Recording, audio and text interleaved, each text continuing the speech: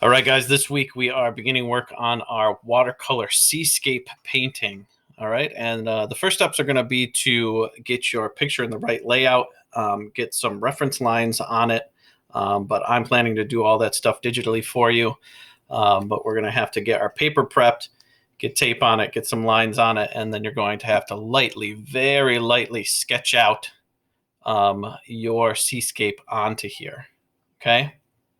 It's important that you do it very lightly because if any pencil is showing up through your watercolor, there's absolutely no way to get rid of it. So you'll see in the next slide here that you cannot see any of my grid lines. I made sure that I erased every single one of those grid lines, those reference lines, so that they would not show up through my watercolor. All right.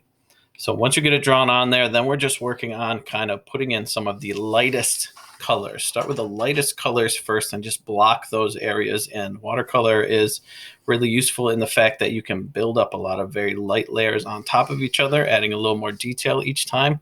And that's how we want to move forward with this.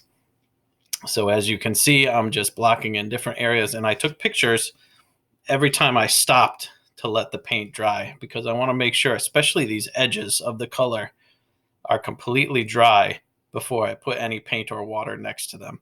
Because if they're not, and we learned this in our practice, the watercolor from here will bleed into there and we won't have an edge anymore. And here you can see my reference image up here. I'll have them printed out for you guys as long as you send them to me last week. Okay? So you can see there's still quite a bit more that I've got to get going here. This is my next picture. And my final picture here, you can see I'm starting to add some of the details on top of those kind of light washes of color. And this is where I would like you to get to by the end of the week. This is by no means finished, but I do want to start to see some of the details showing up in some of your blocked in color areas. All right, and this is something I do want you to take a picture and submit to me for this assignment as well.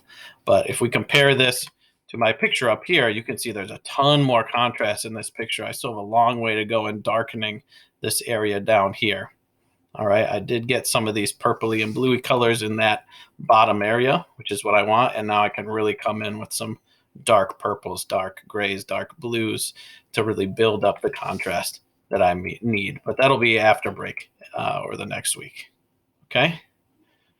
So to review, we got to get our very light drawing on there, make sure we remove the grid lines before we paint, and then we're blocking in light washes of color in the different areas that we need them. Okay.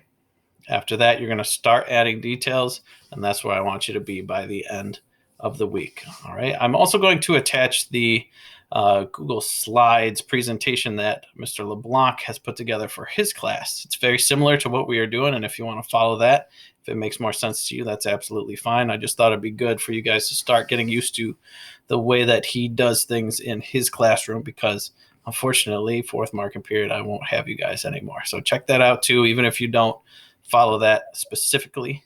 Start to try and get used to that. All right, if you got any questions, please let me know, and I'll be there to help you along the way in class or in my office hours. Good luck.